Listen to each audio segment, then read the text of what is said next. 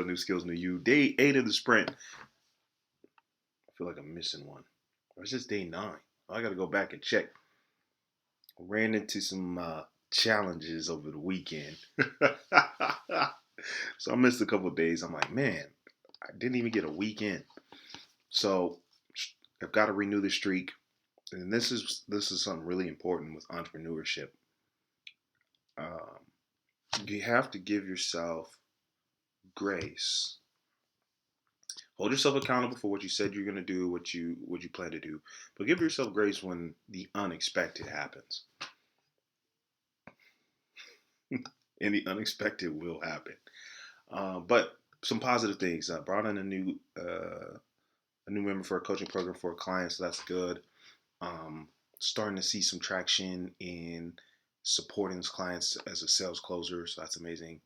Launching a pilot program for the sales success system. Actually super excited about that.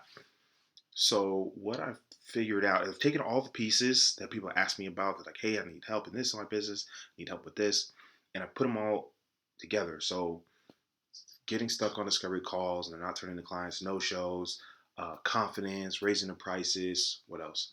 Automation, and put that into an accelerator. So it's a 10-week program, I'm testing it out, and I'm actually really super excited about it. So that's launching this week, Thursday. And I've got it pretty streamlined where it doesn't take a lot of time. So I'm hoping I can have a lot of impact without taking up a whole bunch of my week. And it's a group coaching program, which my coach has been telling me to start for a long time. So action takers are money makers. I feel like I've got some reading to do. I'll make sure I post this video. Man, it's a lot. So you notice the background's a little different. I'm actually at my parents' house. Went back, home sweet home. A friend got married 2 days ago. My little sister's actually getting married. So excited about that. And I feel like, oh, it's homecoming this weekend.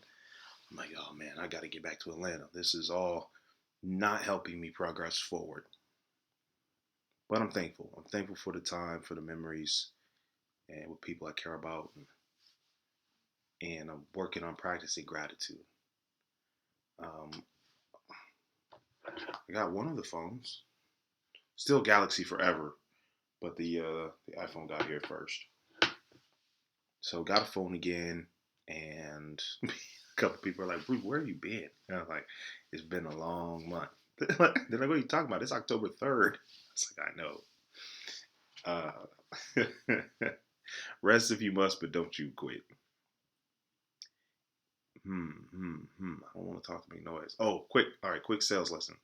So I'll teach you a framework that I taught for storytelling.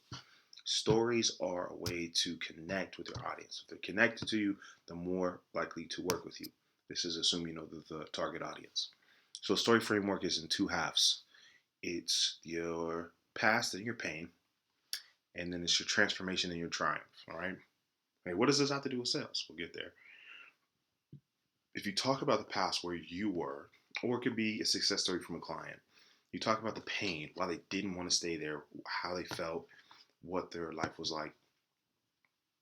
People are like, hey, they'll see themselves. They're like, hey, that's me. I have those problems. That's where I'm at right now. I want it to be past tense. So you talk about the transformation. And what's interesting about the transformation, it starts up here first. So sometimes it's just a decision. Hey, I'm willing to take action to change my environment. I'm willing to take action to change my success. So then the triumph is when you start to see the results from the transformation. So the transformation can be in your thought process, it can be decision making. The triumph is the results of that transformation being manifested. Now that you see it in your life, you can say, hey, hurrah, I did it.